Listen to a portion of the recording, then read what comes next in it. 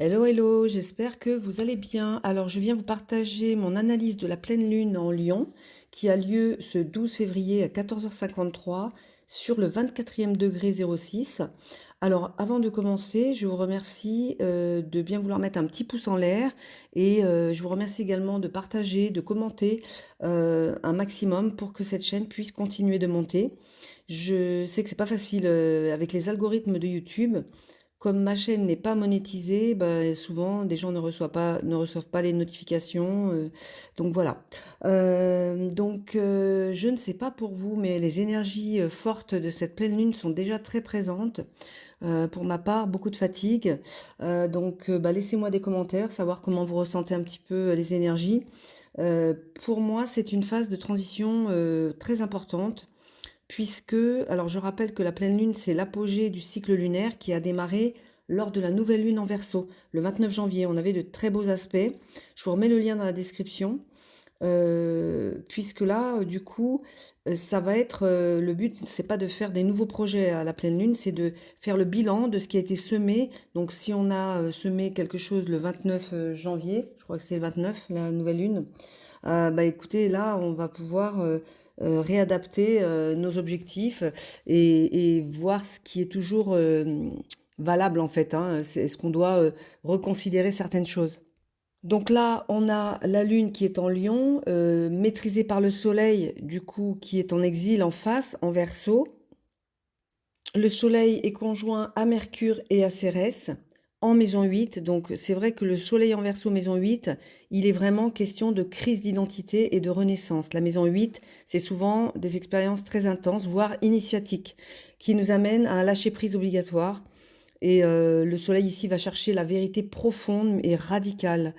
Donc en plus, on a le maître du Verseau Uranus qui est au carré exact, au T carré exact des luminaires.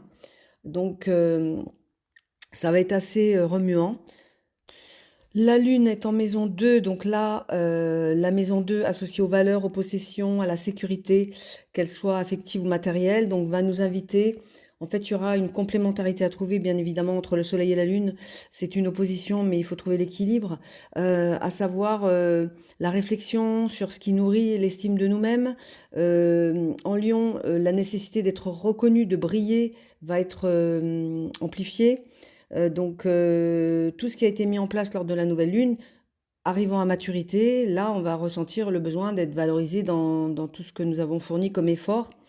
Et donc cette lune en maison 2, la maison des valeurs, elle veut exprimer pleinement hein, son unicité et être reconnue. Donc voilà, c'est assez compliqué déjà d'avoir un soleil en 8. Il y a vraiment une crise de transformation, d'individuation, et d'où la nécessité d'accepter certains bouleversements, qu'ils soient intérieurs ou extérieurs. Il va falloir vraiment nous détacher de l'ancien pour évoluer. Et comme je l'ai noté dans le titre, ce carré été, c'est un vrai, enfin même cette pleine lune, c'est un vrai virage vers notre liberté. Donc il faut se lâcher notre prison intérieure, hein. Uranus, c'est l'éveilleur, il nous réveille. Il va agir comme un déclencheur de bouleversement, alors que ce soit matériel ou émotionnel. Et ce soleil en 8 qui va accentuer cette crise. Donc détachement du passé et vraiment une profonde transformation. Voilà. Alors, je vais essayer de faire plus court parce que là, il y a beaucoup de choses à dire.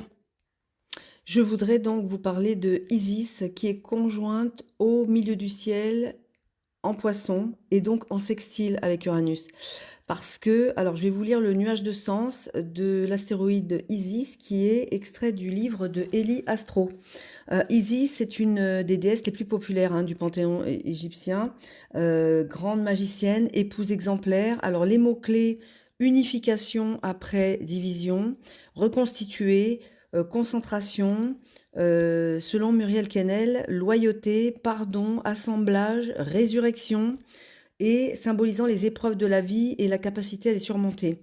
En fait, Isis est la gardienne de l'unité et de la résurrection, celle qui refuse la fin et qui transforme la mort en renaissance.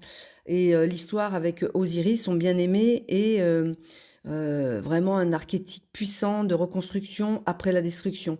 Donc c'est vrai que son époux a été assassiné, démembré par Seth, son frère, et ça symbolise vraiment la perte, le chaos. Et elle va, avec patience, rassembler les morceaux de son mari, le momifier et créant une première résurrection.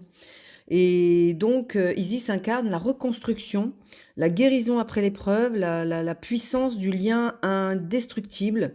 Euh, alors, ça va peut-être pas parler à tout le monde. En tout cas, moi, c'est ce que je ressens là avec cet astéroïde. Et en sextile à Uranus, qui est lui-même carré au luminaire, ça parle vraiment de transformation intérieure pour une reconstruction de nos morceaux, les parts de nous, en fait.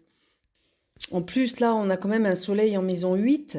Donc c'est vrai que la crise, elle est présente dans cette carte. Donc vraiment, ça parle de résurrection et de renouveau, de reconstruction après la destruction, de ressusciter ce qui semblait perdu. On s'était peut-être perdu, on s'était peut-être oublié. Donc là, il va falloir agir. C'est comme une guérison intérieure en fait, hein. Voilà, donc je ne sais pas si ça va vraiment vous parler. Mais en tout cas, voilà ce que je vous propose pour cette pleine lune. Alors, il y a d'autres aspects, bien évidemment. On a toujours Mars qui est rétrograde. Là, il se trouve en maison 12, comme par hasard. Donc, c'est vraiment la maison 12, c'est on se met en retrait. On n'est pas dans l'action, là. On est encore dans un climat d'introspection. Donc, c'est vraiment canaliser cette énergie sur un travail intérieur. En plus, Mars est en cancer. Donc, j'avais fait un post sur Mars en cancer. Vous essayez de voir si vous pouvez le retrouver ou je vous mettrai le lien. Mais c'est vraiment creuser dans l'héritage familial. Voilà, donc alors pourquoi je parle de Mars, c'est surtout parce qu'on a la Vénus qui vient d'entrer en Bélier et qui est sextile à Pluton. Donc pareil, là il y a encore réajustement des valeurs, des relations en sextile à Pluton qui se trouve en maison 7. Donc ça pousse à une transformation profonde des dynamiques relationnelles et aussi des valeurs financières, hein, puisque c'est Vénus, c'est l'argent et l'amour, c'est la même valeur. Euh, donc voilà, donc Mars qui maîtrise Vénus. euh, pour moi, c'est important, cette pleine lune, de comprendre qui... En plus, on a Cérès qui est carré aussi à Uranus, hein, évidemment, puisque Cérès est entre le Soleil et Mercure. Donc c'est un choc, c'est une grande secousse, là, ce carré. C'est pour vraiment qu'on ait une prise de conscience, pourquoi pas. Il y a des changements radicaux, mais en fait, ça va être aussi peut-être, ça viendra de l'extérieur. Si on n'a pas les prises de conscience à l'intérieur de nous, ben, on va les avoir par l'extérieur, hein. Tout ce qui, je répète ce que disait Carl Jung, c'est que tout ce qui n'est pas mis à la conscience va se manifester sous forme de destin. Donc voilà, il faut essayer d'accepter l'imprévu, de surtout lâcher prise et d'aller dans la direction qu'on nous propose. Accepter les transformations, et être souple comme le roseau et ne pas se briser en fait, hein. C'est ça en fait qu'il faut retenir surtout pour cette pleine lune.